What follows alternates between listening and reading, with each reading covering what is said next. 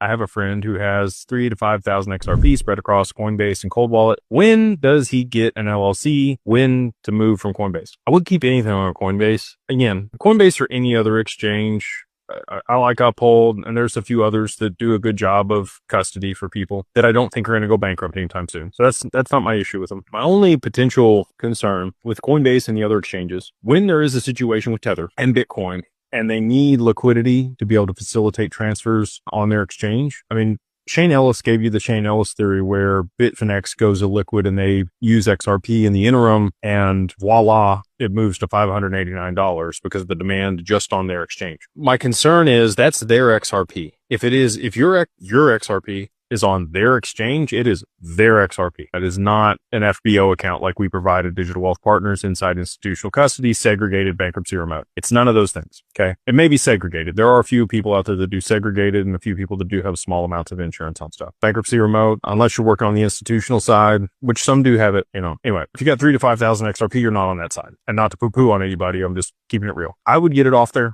get it on your cold wallet, just so that you don't have any counterparty risk.